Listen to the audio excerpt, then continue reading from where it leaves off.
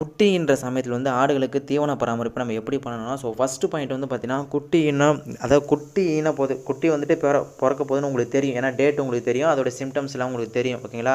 அந்த டைம்ல வந்து அந்த நெருக்கத்தில தீவனத்தில இருக்கிற அந்த தானிய வகைகள நீங்க குறைச்சிருவீங்க. இப்ப நீங்க குறைக்கணும். ஆல்ரெடி பார்த்தீங்கன்னா, இப்ப தீவனங்கள் நீங்க குடுத்துட்டுருப்பீங்க.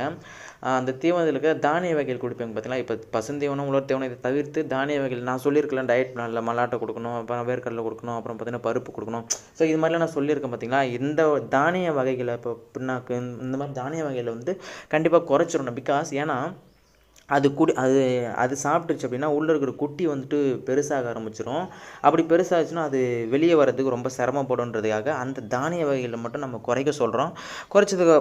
குறைச்சிட்டு அதுக்கப்புறம் தரமான ஒரு உலர் தீவனத்த வந்துட்டு நம்ம குடுக்கணும். உலர் தீவனம்னா, அந்த தரமான உலர் தீவனத்த நம்ம குடுக்க ஆரம்பிக்கணும். உலர் தீவனம் மீன்ஸ் இப்போ வேர்க்கடலை கொடியோ, இந்த மாரி இருக்கிற தீவனங்கள குடுக்கணும். ஆக்சுவலா இத அரைச்சு குடுத்தா நல்லாருக்கும்.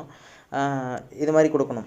ஓகேங்களா? அடுத்து செகண்ட் பாயிண்ட் என்னென்ன அப்படின்னா, இப்போ குட்டி போகுது அப்படின்னா, தாயாடுகளுக்கு வந்துட்டு தீவனங்கள் வந்துட்டு படிப்படியா குட்டி போட்டதுக்கு அப்புறம், இப்போ குட்டி போட்டதுக்கு முன்னாடி பண்ண வேண்டிய விஷயம் இது நான் முன்னாடி இருந்து சொல்லிட்டு வரேன். ஃபர்ஸ்ட்டு குட்டி போட்டதுக்கு முன்னாடி இத பண்ணிறணும். தீவனம் அதாவது அந்த அந்த பருப்பு வகைகள வந்துட்டு தானிய வகைகள வந்து குறைச்சிரணும்.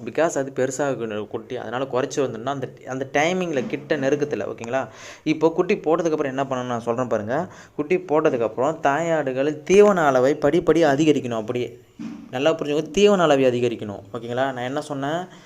அங்க தானியங்கள வகைய குறைச்சிரணும். இங்க தீவன அளவை அதிகரிக்கணும். தானிய வகையை அதிகரிக்கக்கூடாது. புரிஞ்சுக்குங்க. ஓகேங்களா? அங்க நோட் பண்ணிக்கணும் அந்த இடத்துல நீங்க.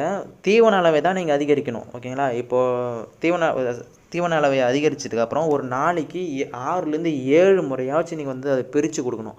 அந்த தீவனங்கள ஒரு நாளைக்கு 7 வெரைட்டியா பிரிச்சு குடுக்கணும். 7 முறையா பிரிச்சு குடுத்தீங்கன்னா, ஒரு நாளைக்கு வந்துட்டு உங்களுக்கு நல்ல ஒரு அதாவது ஈஸியா வந்துட்டு சத்து வந்துட்டு அதிகமாகும். அதிகமாகும்போது பால் உற்பத்தி அதிகமாகும். ஓகேங்களா? இதுதான் அந்த ஒரு கான்செப்ட்டு. ஆனா என்ன சொன்னேன்னா, இந்த அடர் தீவனத்த நீங்க வந்துட்டு குடுக்கக்கூடாது. ஓகேங்களா? கை தீவனத்த குடுக்கக்கூடாது. ஒன்லி தீவனத்த மட்டும் தான் நீங்க அதிகரிக்கணும். புரியுதுங்களா? நல்லா புரிஞ்சுக்கோங்க காய்ஸ். தீவனம் வேற, அடர் தீவனம் வேற, கை தீவனம் வேற. ஓகேங்களா? தீவனம்ங்கிறது நார்மலா நம்ம வந்துட்டு பசுந்தீவனம், உலர் தீவனம் இது. ஓகேங்களா? அடர் தீவனம்ங்கிறது நம்ம வந்துட்டு நம்ம மேக் பண்ணுவோம் பார்த்தீங்களா? கலப்பு தீவனம், அடர்ப்பு தீவனம் இது 2ம் ஒண்ணு தான். நம்ம மேக் பண்ணுறது பேரு அடர் தீவனம். கை தீவனம் வந்து நீங்க சும்மா இருக்கிற டைம்ல நீங்க குடுப்பீங்க. இது கை தீவனம். இது நல்லா இதில நீங்க குழப்பாக்காம நல்லா நல்லா நோட் பண்ணி வச்சுக்கோங்க. நெறைய பேர் இதில குழப்புறீங்க. என்கிட்ட கேட்கறதும் அதுதான். அடுத்த பாயிண்ட்டு. எளிதில் செரிக்கக்கூடிய தீவனங்கள வந்துட்டு குட்டி போட்டதுக்கப்புறம் முதல் ஒரு கொஞ்ச நாளுக்கு வந்துட்டு ஒரு 10 நாளைக்கு நீங்க குடுக்கணும். ஓகேங்களா? எளிதில் செரிக்கக்கூடியதுன்னா, லைக் இந்த கஞ்சி தண்ணி, பார்த்தீங்கன்னா புண்ணாக்குலாம் ஊற வச்சு குடுப்பீங்க. லைக் இந்த கம்புலாம் ஊற வச்சு அரைச்சு எடுத்துன்னு வந்து குடுப்பீங்க பார்த்தீங்களா?